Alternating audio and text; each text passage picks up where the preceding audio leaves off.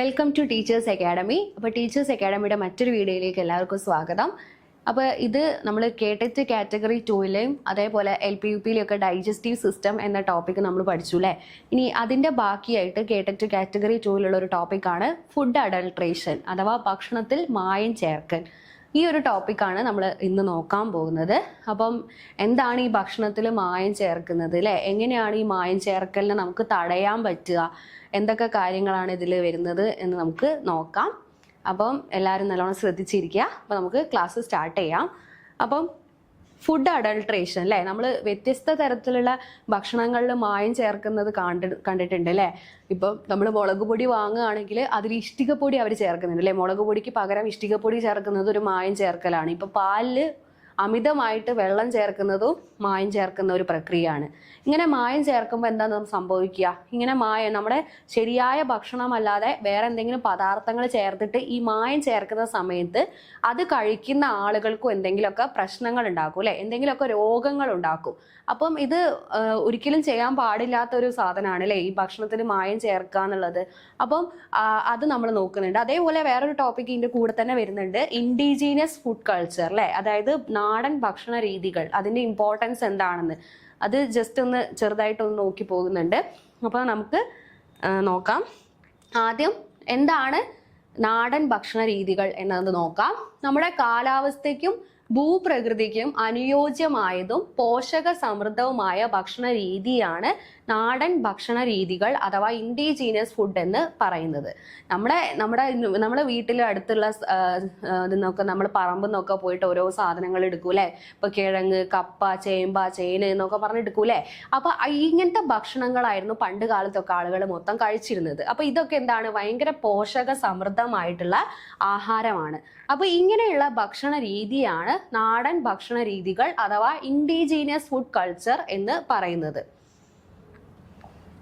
ഇനി ഇതിൻ്റെ ഒരു പ്രത്യേകത നോക്കുകയാണെങ്കിൽ ഇത് ഒരുപാട് വൈവിധ്യങ്ങളുണ്ട് അല്ലേ.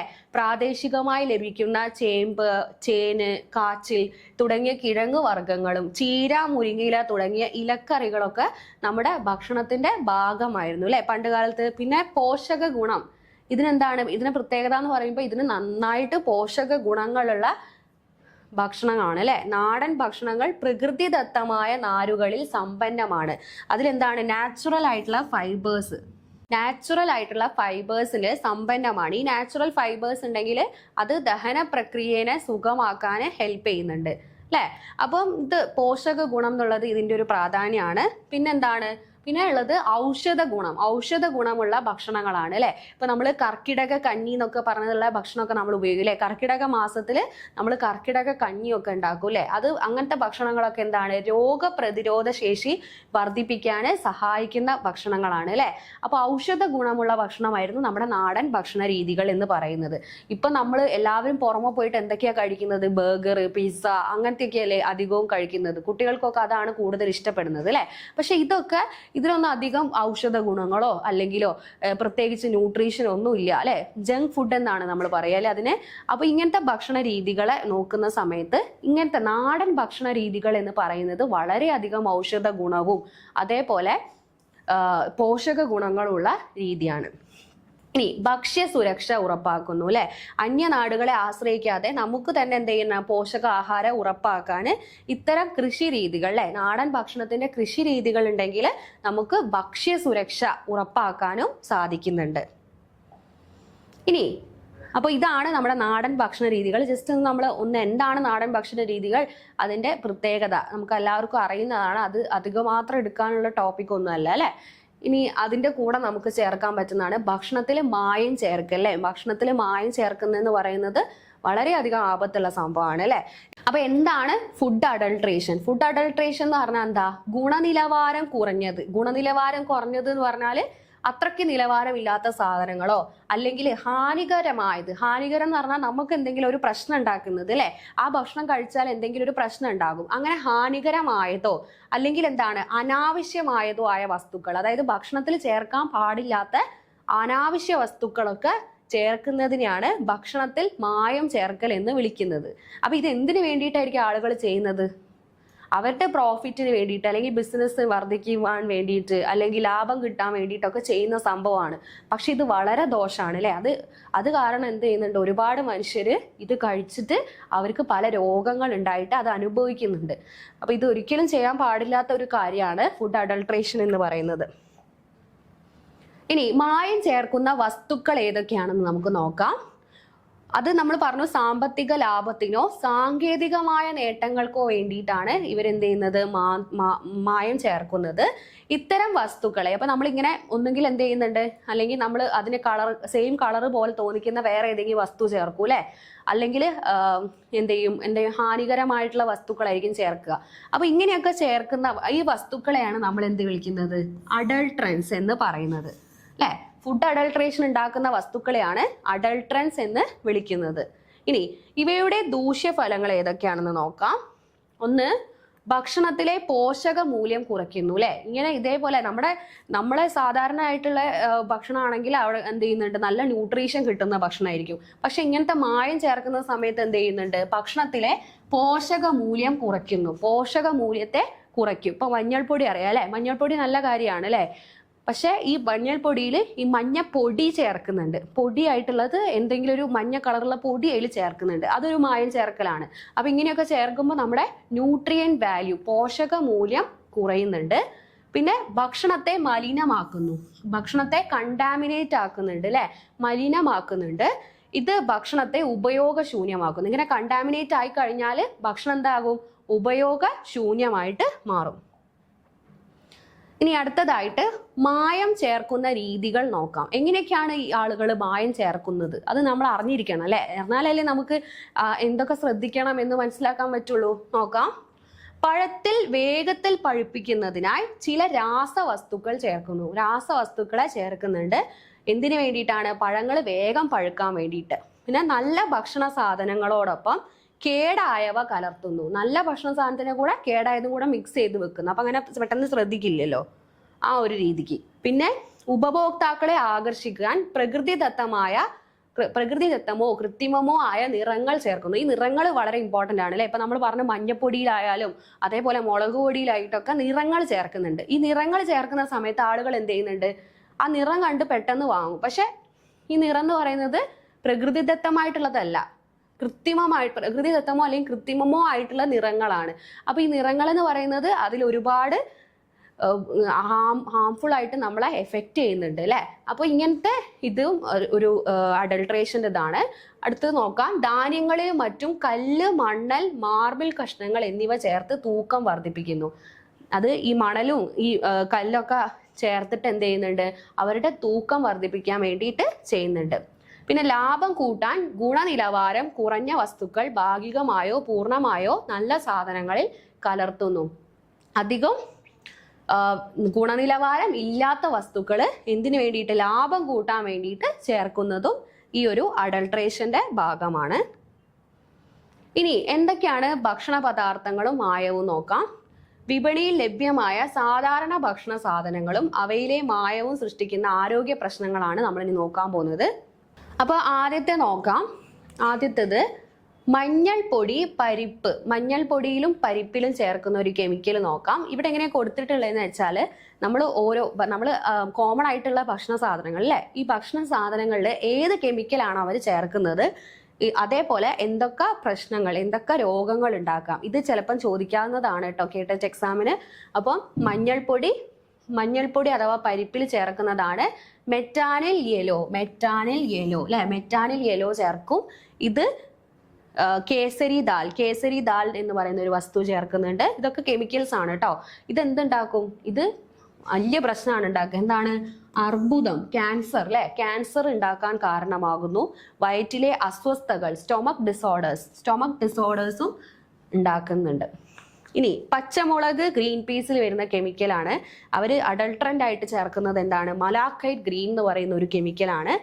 ഇത് അതേപോലെ ആർജിമോൺ വിത്തുകൾ ഇതൊക്കെ ചേർക്കുന്നുണ്ട്. ഇത് ദീർഘകാലം ഇത് ഉപയോഗിച്ചാൽ എന്തുണ്ടാകും, ഇതും ക്യാൻസർ ഉണ്ടാക്കും. അപ്പോൾ നമുക്കറിയാം ക്യാൻസർ ഉണ്ടാവാനായിട്ടുള്ള പ്രധാന കാരണം എന്ന് പറയുന്നത് ലൈഫ് സ്റ്റൈൽ ആയിട്ടുള്ള ലൈഫ് സ്റ്റൈലിന് വരുന്ന ചേഞ്ചസ് കൊണ്ടാണ് അല്ലേ. അപ്പം നമ്മുടെ ലൈഫ് സ്റ്റൈലിന്റെ ഭാഗമായിട്ട് നമ്മൾ ഇങ്ങനത്തെ ഭക്ഷണങ്ങൾ കഴിക്കുന്ന സമയത്ത് നമ്മൾ ശ്രദ്ധിക്കണം. അവരെന്ത് ചെയ്യുന്നുണ്ട്, കെമിക്കൽസ് ഉപയോഗിക്കുന്നുണ്ട്. അപ്പോൾ ഈ കെമിക്കൽസ് ഈ ഭക്ഷണത്തിൽ ഉപയോഗിക്കുന്നത് മൂലം ഇത് നമ്മൾ ഇങ്ങനെ സ്ഥിരമായിട്ട് നമ്മൾ കഴിച്ചുകൊണ്ടിരിക്കുകയാണ് അല്ലേ, നമ്മൾ അറിയാണ്ട് തന്നെ നമ്മളിത് കഴിച്ചുകൊണ്ടിരിക്കുകയാണ്. അപ്പോൾ ഇങ്ങനെ കഴിക്കുമ്പോൾ എന്തുണ്ടാകും, നമുക്ക് ഇതേപോലുള്ള രോഗങ്ങൾ ഉണ്ടാകും. ഇപ്പോൾ പുറത്തുനിന്ന് നമ്മൾ ജങ്ക് ഫുഡ് ഇത് കഴിച്ചിട്ടില്ലെങ്കിൽ കൂടി ഇങ്ങനത്തെ ഭക്ഷണത്തിൽ നിന്ന് കൂടി അവിടെ കെമിക്കൽ അവർ ചേർക്കുന്നത് കാരണമാണ് ഇത് സംഭവിക്കുന്നത്. അപ്പോൾ ഇതാണ് ഇതിൻ്റെ ഒരു പ്രശ്നം എന്ന് പറയുന്നത്, വലിയൊരു ആപത്താണ്. പിന്നെന്താ, കടുക് വെളിച്ചെണ്ണയിലൊക്കെ ആർജിമോൺ വിത്തുകൾ ചേർക്കുന്നുണ്ട്, പപ്പായ കുരു എന്നിവ ചേർക്കുന്നുണ്ട്. ഇത് എപ്പിഡമിക് ഡ്രോപ്സി എന്ന് പറയുന്ന അസുഖം ഉണ്ടാക്കും. അതേപോലെ ഗ്ലോക്കോമ, കണ്ണിന് വരുന്ന അസുഖമാണ് അല്ലേ, ഗ്ലോക്കോമ ഉണ്ടാക്കുന്നുണ്ട്. ഇനി പാലിലാണെങ്കിലോ, പാലില് വെള്ളം ചേർക്കുന്നത് അല്ലേ, ഇത് നമ്മൾ പണ്ട് മുതലേ കേൾക്കുന്ന കാര്യമാണ് അല്ലേ, പാലില് വെള്ളം ചേർക്കുന്നത്. അതേപോലെ ചോക്ക് പൊടി, സോപ്പ് പൊടി, യൂറിയ പോലെയുള്ളതൊക്കെ ചേർക്കുന്നുണ്ട്. ഇത് ഭക്ഷ്യ വിഷബാധ ഉണ്ടാക്കാനും അതേപോലെ ഹൃദയ സംബന്ധമായ പ്രശ്നങ്ങൾ, ക്യാൻസർ എന്നതൊക്കെ ഉണ്ടാക്കാൻ സാധ്യതയുള്ളതാണ്. അടുത്തതാണ് മുളക് പൊടി അല്ലെ. മുളക് പൊടിയിൽ എന്താ ചേർക്കുന്നത്, ഇഷ്ടികപ്പൊടിയാണ് ചേർക്കുന്നത്. ഇഷ്ടികപ്പൊടി, അതേപോലെ തടിപ്പൊടി, സോഡസ്റ്റ് എന്ന് പറയും. ഇതൊക്കെ ചേർക്കുന്ന വഴി വയറ്റിൽ അസ്വസ്ഥതകൾ അതേപോലെ ക്യാൻസറിനുള്ള സാധ്യതയും ഉണ്ടാകുന്നുണ്ട്. പിന്നെ ഉള്ളത് നെയ്യാണ്. നെയ്യിലാണെങ്കിൽ സസ്യ എണ്ണ, മൃഗക്കൊഴുപ്പ് എന്നിവ മായമായിട്ട് ചേർക്കും. ഇതുവഴി വിളർച്ച, ഹൃദയവീക്കം പോലെയുള്ളതാണ് ഉണ്ടാകുന്നത്. അപ്പൊ ഇതൊക്കെയാണ് നമ്മൾ പറഞ്ഞ ഓരോ നമ്മൾ കോമൺ ആയിട്ട് നമ്മൾ ദിവസവും കഴിക്കുന്ന ഭക്ഷണങ്ങളാണ് അല്ലെ. ഈ ഭക്ഷണത്തിൽ ചേർക്കുന്ന മായവും ആ മായം കാരണം ഉണ്ടാകുന്ന രോഗങ്ങളുമാണ്. അപ്പൊ ഇത് നോക്കിയാൽ അറിയാം, എല്ലാം മാരകമായിട്ടുള്ള രോഗങ്ങളാണ് ഉണ്ടാക്കുന്നത്. ഇതൊന്നും പെട്ടെന്ന് വരുന്നതല്ല, നമ്മളിങ്ങനെ കഴിച്ചുകൊണ്ടിരിക്കുമ്പോൾ വരുന്നതാണ് അല്ലെ. അപ്പോൾ അത്രയും പ്രശ്നമാണ് ഈ അഡൾട്രൻസ് എന്ന് പറയുന്നത്. അപ്പോൾ ഇനി നമ്മൾ ഈ ഭക്ഷണ സുരക്ഷയ്ക്കായി ശ്രദ്ധിക്കേണ്ട കാര്യങ്ങൾ. അപ്പം നമ്മൾ ഈ അഡൾട്രൻസ്, ഈ മായം ചേർക്കുന്നുണ്ടെന്ന് നമുക്ക് മനസ്സിലായില്ലേ. ഓൾമോസ്റ്റ് അധിക ഭക്ഷണത്തിലും നമ്മൾ കഴിക്കുന്ന ഭക്ഷണത്തിലൊക്കെ മായം ചേർക്കുന്നുണ്ട്. അപ്പോൾ അതിനായിട്ട് നമ്മൾ എങ്ങനെയൊക്കെ ശ്രദ്ധിക്കണം, എന്തൊക്കെ കാര്യങ്ങൾ ചെയ്യണം, ഈ മായം ഇത്രയെങ്കിലും കുറയ്ക്കണ്ടേ അല്ലേ, എന്ത് ചെയ്യണം? ഭക്ഷണം വാങ്ങുമ്പോഴും ഉപയോഗിക്കുമ്പോഴും താഴെ പറയുന്ന മുൻകരുതലുകൾ എടുക്കേണ്ടതാണ്. എന്തൊക്കെയാണെന്ന് നോക്കാം. കടും നിറത്തിലുള്ള ഭക്ഷണ സാധനങ്ങൾ, ജങ്ക് ഫുഡ്, സംസ്കരിച്ച ഭക്ഷണങ്ങൾ എന്നിവ ഒഴിവാക്കുക. അധികം കളറിൽ കാണുന്ന ഭക്ഷണങ്ങൾ വാങ്ങാണ്ടിരിക്കാൻ നല്ലോണം ശ്രദ്ധിക്കണം. കളർ അധികം ഉണ്ടെങ്കിൽ എന്തായിരിക്കും, അവിടെ എന്തെങ്കിലും കളർ ചേർത്തിട്ടുണ്ടാകും അല്ലെ. അങ്ങനെ ചേർക്കുന്ന കളറുകൾ ഭയങ്കര ഹാനികരമാണ്. ഇപ്പൊ നമ്മൾ ഒരു കേക്ക് വാങ്ങുകയാണെന്ന് തന്നെ വിചാരിക്കുക. അപ്പൊ നമ്മൾ കേക്ക് വാങ്ങുന്ന സമയത്ത് ചിലപ്പോൾ നമ്മൾ കളർ നോക്കിയിട്ട് നല്ല ഡാർക്ക് ബ്ലൂ, ഡാർക്ക് വയലറ്റ് അങ്ങനത്തെയൊക്കെ വാങ്ങുമല്ലോ അല്ലെ. അങ്ങനെയൊക്കെ വാങ്ങുമ്പോൾ എന്തായിരിക്കും, അതിൽ കളർ ചേർത്തിട്ടുണ്ടാകും. അപ്പൊ അത് ശ്രദ്ധിക്കുക. അതേപോലെ ഇപ്പൊ നമ്മൾ ചിക്കൻ തന്നെ ഇപ്പൊ ഗ്രില്ല് ചെയ്തിട്ട് വളരെ പല കളറിൽ ഉണ്ടാക്കുന്നുണ്ട് അല്ലെ, ഗ്രീൻ, റെഡ്, ബ്ലൂ എന്നൊക്കെ പറഞ്ഞാൽ അങ്ങനെ കുറെ കളേഴ്സിൽ ഉണ്ടാക്കുന്നുണ്ട്. അപ്പൊ അവിടെയൊക്കെ കളർ ചേർക്കുന്നതുകൊണ്ടാണ് അത്രയും രീതിയിൽ കളർ ഉണ്ടാകുന്നത്. കുട്ടികൾക്കൊക്കെ അത് കാണുമ്പോൾ ഭയങ്കര ആകർഷണമായിരിക്കും. പക്ഷെ മുതിർന്നവർ പറഞ്ഞു കൊടുക്കുക അങ്ങനത്തത് കഴിക്കാൻ പാടില്ല എന്നുള്ളത്. അപ്പൊ അതൊന്ന് കൺട്രോൾ ചെയ്യുന്നത് നല്ലതാണ്. പിന്നെന്താ, ജങ്ക് ഫുഡ് കഴിക്കുന്നത് വളരെ ഹാനികരമാണ്. അപ്പൊ അത് കഴിക്കാണ്ടിരിക്കുക. സംസ്കരിച്ച ഭക്ഷണങ്ങൾ, പ്രോസസ്ഡ് ഫുഡ്സ്, അവയെ കഴിക്കാണ്ടിരിക്കാൻ നോക്കുക. പിന്നെ അടുത്തതായിട്ട് ധാന്യങ്ങളും പയറുവർഗ്ഗങ്ങളും വൃത്തിയാക്കി കൃത്യമായ രീതിയിൽ സൂക്ഷിക്കുക. നന്നായിട്ട് അതിനെ വൃത്തിയാക്കുക അല്ലെ, വെള്ളത്തിൽ നന്നായിട്ട് കഴുകി തന്നെ വൃത്തിയാക്കുക. അതിനെ അതേപോലെ സൂക്ഷിക്കേണ്ടതും കൃത്യമായിട്ടുള്ള രീതിയിൽ തന്നെ നമ്മൾ സൂക്ഷിക്കണം. പിന്നെ എന്താ ചെയ്യേണ്ടത്, പഴങ്ങളും പച്ചക്കറികളും ഉപയോഗിക്കുന്നതിന് മുൻപ് ഒഴുകുന്ന വെള്ളത്തിൽ നന്നായി കഴുകുക അല്ലെ. ഒഴുകുന്ന വെള്ളം എന്ന് പറഞ്ഞാൽ നമ്മൾ ടാപ്പ് വാട്ടർ തുറന്നിട്ട് നന്നായിട്ട് അത് കഴുകുക അല്ലെ, നന്നായിട്ട് അത് കഴുകുക. പിന്നെ പാല്, എണ്ണ എന്നിവയുടെ പാക്കറ്റുകൾ വാങ്ങുമ്പോൾ അവയുടെ സീല് പരിശോധിക്കുക. ഇത് ഇമ്പോർട്ടൻ്റ് ആണ് അല്ലെ. പാല്, എണ്ണ എന്നിവയൊക്കെ വാങ്ങുന്ന സമയത്ത് അവിടെ ഒരു സീൽ ഉണ്ടാകും. ആ സീല് പരിശോധിക്കേണ്ടത് അത്യാവശ്യമാണ്. ഇനി അടുത്തത് എന്താ നോക്കേണ്ടത്, എപ്പോഴും FSSAI അംഗീകാരമുള്ള ലേബലുള്ള സാധനങ്ങൾ മാത്രം വാങ്ങുക. ഇത് ശ്രദ്ധിക്കേണ്ട ഒരു കാര്യമാണ് അല്ലെ. FSSAI അംഗീകാരമുള്ള ലേബലുള്ള സാധനങ്ങൾ മാത്രം വാങ്ങാൻ ശ്രദ്ധിക്കണം.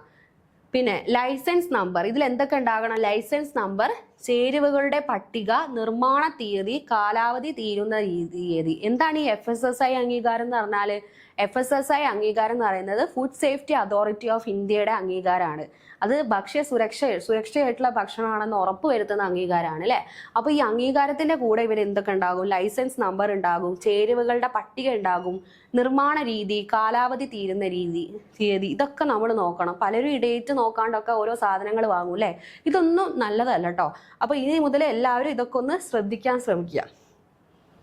അപ്പോൾ ഇതൊക്കെയാണ് നമ്മുടെ ഈ ഫുഡ് അഡൾട്രേഷൻ, അതേപോലെ നാടൻ ഭക്ഷണ രീതികൾ അല്ലേ, ഭക്ഷണത്തിൽ മായം ചേർക്കലും നാടൻ ഭക്ഷണ രീതികൾ എന്തൊക്കെയാണെന്ന് എല്ലാവർക്കും മനസ്സിലായിട്ടുണ്ടെന്ന് തന്നെ വിചാരിക്കുന്നു.